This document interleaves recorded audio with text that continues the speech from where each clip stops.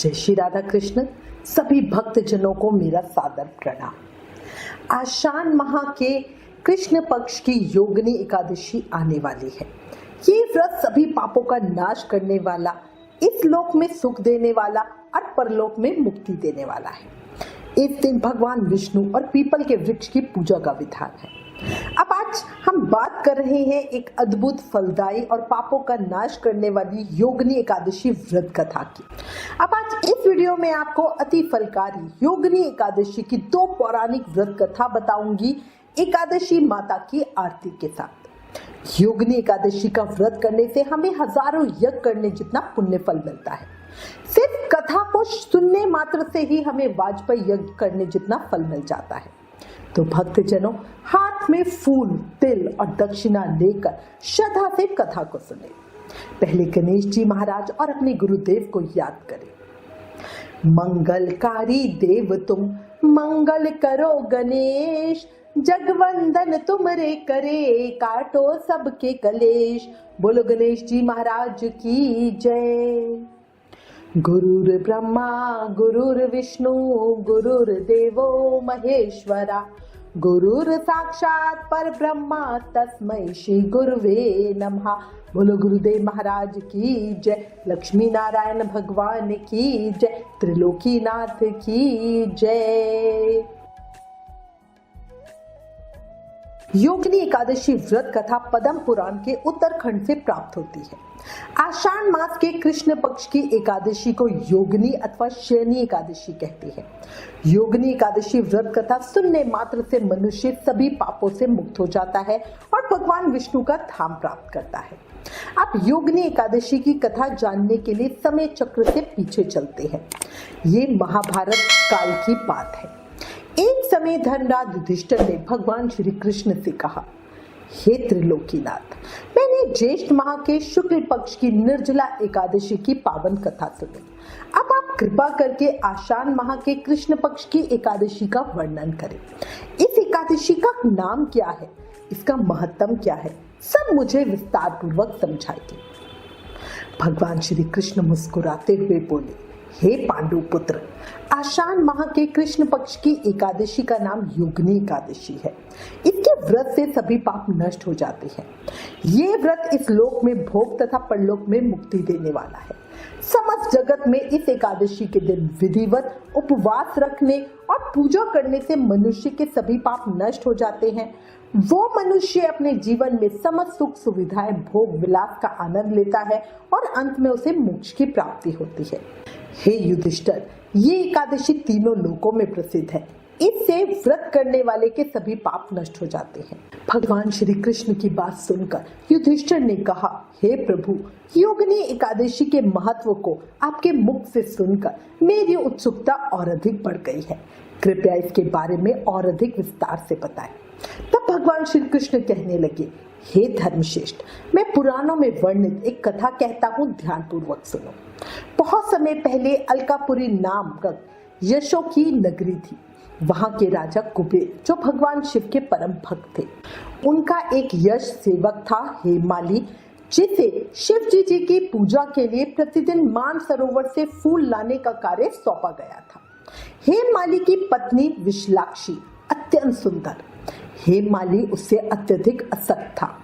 एक दिन हेमाली फूल लाकर सीधे राजा के पास जाने की बजाय पत्नी के पास चला गया और भोग विलास में इतना डूब गया कि शिव पूजा का समय ही निकल गया।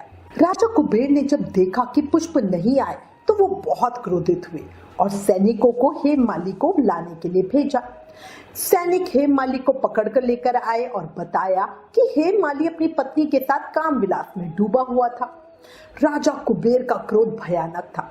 उन्होंने कहा, हे पापी, तूने भगवान शिव की पूजा में बाधा डाली है। जा, मैं तुझे श्राप देता हूँ कि तू स्त्री वियोग झेलेगा, कोढ़ी बनेगा और मृत्यु लोक यानी पृथ्वी में जाकर ये दुख भोगेगा। श्राप मिलते ही हेमाली पृथ्वी पर जा गिरा और कोढ़ी हो गया।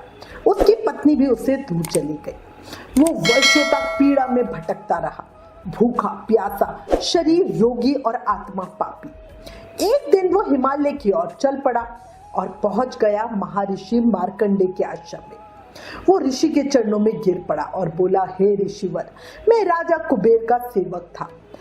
काम में फंस कर मैंने पूजा की अवहेलना की। कृपया कर कोई मार्ग दिखाए जिससे मैं पापों से मुक्त हो जाऊं। हेममाली की बात सुनकर ऋषि मुस्कुराए और बोले, हे हेममाली, तूने मुझसे सत्य बोला है, इसीलिए मैं तुझे एक मार्ग बताता हूँ। आषाढ़ माह के कृष्ण पक्ष की योगिनी एकादशी का व्रत कर, भगवान विष्णु की आराधना कर, इससे तुझे सहज में ही मुक्ति मिल जाएगी। हेममाली ने पूर्ण श्रद्धा से व्रत किया, भगवान विष्णु की पूजा और आराधना की और इस व्रत के प्रभाव से उसे अपने सभी पापों से मुक्ति मिल गई और वो फिर से यक्ष बन गया, अपनी पत्नी से मिला और अलकापुरी लौट गया।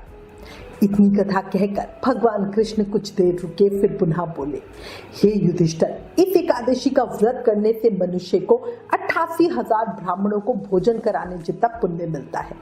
ये सभी पापों से मुक्त होकर अंत में मोक्ष को प्राप्त करता है। हे युधिष्ठिर, भगवान की सेवा करते समय कभी भी धर्म का त्याग नहीं करना चाहिए। योगिनी एकादशी महान पापों को शांत करने वाली और महान पुण्य देने वाली है। इस कथा के श्रवण और पठन से ही मनुष्य के पाप नष्ट हो जाते हैं। एकादशी कथा महत्तम समाप्त। हे श्री हरि विष्णु, जिन जिन श्रद्धालु भक्तों ने इस पावन कथा को सुना, उन सभी पर अपनी कृपा दृष्टि बनाए रखना, उन्हें पापों से मुक्त करना और भक्ति में दृढ़ बनाना। ओम नमो नारायणाय नमः। जय श्री राधा कृष्ण। बहुत समय पहले की बात है, अवंतिकापुरी, जिसे आज उज्जैन के नाम से जाना जाता है, उसमें सुधाकर नाम का एक राजकुमार रहता था। युवावस्था में ही वो अत्यंत ज्ञानी, तेजस्वी और धनपरायण था। राजा ने उसका विवाह एक सुंदर गुणवती कन्या मालविका से करा दिया। दोनों का जीवन प्रेम और भक्ति से भरा हुआ था, परंतु भाग्य को कुछ और ही मंजूर था। एक दिन राजकुमार वन में शिकार पर गया। वहां उसने अनजाने में ही एक ऋषि के आश्रम में विश्राम करते हुए मृग पर बाण चला दिया। मृग घायल हो गया और साथ ही ऋषि उससे क्रोधित हो गए। ऋषि ने क्रोध में कहा, हे राजकुमार, तूने मेरी शरण में आए जीव पर बाण चलाया है। तेरे इस पाप के कारण तुझे स्त्री वियोग झेलना पड़ेगा। तेरी पत्नी अकाल मृत्यु को प्राप्त होगी। ऋषि का श्राप सुनकर सुधाकर क्षमा मांगता रहा, परंतु श्राप तो अब लग चुका था। कुछ ही दिनों बाद उसकी पत्नी मालविका एक तीव्र ज्वर से पीड़ित हुई और कुछ ही दिनों में उसकी मृत्यु हो गई। राजकुमार पर जैसे दुखों का पहाड़ टूट पड़ा। वो महल से निकलकर वन की ओर चल गया। दिन रात रोता, प्रायश्चित करता और ईश्वर से बस यही कहता, हे प्रभु, मेरी भूल चूक क्षमा करो। मेरी पत्नी निर्दोष थी, मैंने गलती की थी। अगर कोई उपाय हो तो मुझे बताए, जिससे मैं अपने पापों को धो सकूं। वो नर्मदा नदी के तट पर बैठा ध्यान करता रहा और भगवान विष्णु का नाम जपता रहा। एक दिन वहां महर्षि चिवन आए। उन्होंने सुधाकर की दशा देखी और कहा, हे राजकुमार, तुम्हारा पश्चाताप सच्चा है। यदि तुम आषाढ़ मास के कृष्ण पक्ष की योगिनी एकादशी का व्रत श्रद्धा और पूरी भक्ति से करोगे तो न केवल तुम्हें श्राप से मुक्ति मिलेगी, बल्कि तुम्हारी पत्नी भी पुनः जीवित हो सकती है। ये एकादशी व्रत मृत को जीवन देने का सामर्थ्य रखती है। सुधाकर ने उसी दिन से व्रत का संकल्प ले लिया। आषाढ़ कृष्ण पक्ष की योगिनी एकादशी आई। राजकुमार ने निर्जल व्रत किया, भगवान विष्णु की पूजा की, पीपल वृक्ष की परिक्रमा की और रात भर भजन में लीन रहा। वो बोला, हे भगवान विष्णु, यदि मेरी भक्ति सच्ची है तो मेरी पत्नी को जीवन दान दे। रात को ध्यान करते समय सुधाकर को स्वप्न आया। स्वप्न में भगवान विष्णु प्रकट हुए और बोले, हे सुधाकर, तेरा व्रत मुझे स्वीकार है। तेरी पत्नी मालविका आज ही प्रातः जीवित हो जाएगी। अगली सुबह जब सुधाकर अपने आश्रम में पहुंचा तो उसने देखा वहां उसकी पत्नी मालविका बैठी थी और ऐसे बैठी थी जैसे गहरी नींद से जागी हो।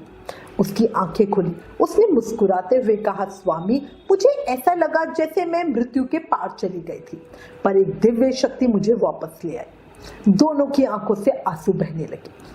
राजकुमार ने तुरंत महर्षि को प्रणाम किया और भगवान विष्णु को धन्यवाद दिया। ये है योगिनी एकादशी का महत्व। जय योगिनी एकादशी, जय लक्ष्मी नारायण भगवान, जय श्री राधा कृष्ण। देखो, योगिनी एकादशी केवल पापों का नाश नहीं करती, ये मृत संबंधों, टूटे जीवन और असंभव स्थितियों को भी पुनर्जीवित कर सकती है। सच्ची भक्ति, विनम्र प्रायश्चित और श्रद्धा से किया गया व्रत भगवान को हमेशा प्रसन्न कर देता है। यदि आपके जीवन में कोई दुख है, कोई असंभव इच्छा है, तो इस एकादशी पे व्रत रखें, भगवान विष्णु पर विश्वास करें और जप करें। हरे कृष्ण कृष्ण कृष्ण हरे हरे, हरे राम राम राम हरे हरे। ओम जय एकादशी माता मैया, जय एकादशी माता। विष्णु पूजा व्रत को धारण कर, विष्णु पूजा व्रत को धारण कर, शक्ति मुक्ति पाता। ओम जय एकादशी माता। तेरे नाम गिनाऊं देवी, भक्ति प्रदान करनी मैया, भक्ति प्रदान करनी। गण गौरव की देनी माता, गण गौरव की देनी माता, शास्त्रों में वर्णी। ओम जय एकादशी माता। मार्गशीर्ष के कृष्ण पक्ष की उत्पन्ना, विश्वतारिणी जन्मी मैया, विश्वतारिणी जन्मी। शुक्ल पक्ष में हुई मोक्षदा, शुक्ल पक्ष में हुई मोक्षदा, मुक्तिदाता बन गई। ओम जय एकादशी माता। पौष के कृष्ण पक्ष की सफला नामक है मैया, सफला नामक है। शुक्ल पक्ष में होए पुत्रदा, शुक्ल पक्ष में होए पुत्रदा, आनंद अधिक रहे। ओम जय एकादशी माता। नाम षटतिला माघ मास में कृष्ण पक्ष आवे मैया, कृष्ण पक्ष आवे। शुक्ल पक्ष में जया कहावे, शुक्ल पक्ष में जया कहावे, विजय सदा पावे। ओम जय एकादशी माता। विद्या फागुन कृष्ण पक्ष में शुक्ला आमल की मैया, शुक्ला आमल की। पाप मोचनी कृष्ण पक्ष में, पाप मोचनी कृष्ण पक्ष में, चैत्र महाबली की। ओम जय एकादशी माता। चैत्र शुक्ल में नाम कामदा, धन देने वाली मैया, धन देने वाली। नाम बरुथनी कृष्ण पक्ष में, नाम बरुथनी कृष्ण पक्ष में, वैशाख महावाली। ओम जय एकादशी माता। शुक्ल पक्ष में होए मोहिनी, अपरा ज्येष्ठा कृष्ण पक्षी, अपरा ज्येष्ठा कृष्ण पक्षी। नाम निर्जला सब सुख करनी, नाम निर्जला सब सुख करनी, शुक्ल पक्ष रखी। ओम जय एकादशी माता। योगनी नाम आषाढ़ में जानो, कृष्ण पक्ष करनी मैया, कृष्ण पक्ष करनी। देव शयनी नाम कहायो, देव शयनी नाम कहायो, शुक्ल पक्ष धरनी। ओम जय एकादशी माता। कमिका श्रावण मास में आवे, कृष्ण पक्ष कहिए मैया, कृष्ण पक्ष कहिए। श्रावण शुक्ला होए पवित्रा, श्रावण शुक्ला होए पवित्रा, आनंद से रहिए। ओम जय एकादशी माता। अजा भाद्रपद कृष्ण पक्ष की परिवर्तनी शुक्ला मैया, परिवर्तनी शुक्ला। इंद्रा अश्विन कृष्ण पक्ष में, इंद्रा अश्विन कृष्ण पक्ष में, व्रत से भव सागर निकला। ओम जय एकादशी माता। पापन कुशा है शुक्ल पक्ष में, पापन कुशा है शुक्ल पक्ष में, आप हरन हारी मैया, आप हरन हारी। रमा मास कार्तिक में आवे, रमा मास कार्तिक में आवे, सुखदायक भारी। ओम जय एकादशी माता। देवोत्नी शुक्ल पक्ष की दुख नाशक मैया, मैया दुख नाशक मैया। पावन मास में करु विनती, पावन मास में करु विनती, पार करो नैया। ओम जय एकादशी माता। परमा कृष्ण पक्ष में होती जन मंगल करनी मैया, जन मंगल करनी। शुक्ल मास में होए पद्मनी, शुक्ल मास में होए पद्मनी, दुख दरिद्र हरनी। ओम जय एकादशी माता। जो कोई आरती एकादशी माता की भक्ति सहित गावे, मैया भक्ति सहित गावे, जन गुर्दिता स्वर्ग का वासा, जन गुर्दिता स्वर्ग का वासा, निश्चय वो पावे। ओम जय एकादशी माता, ओम जय एकादशी माता। बोलो एकादशी माता की जय। ओम नमो नारायणाय नमः।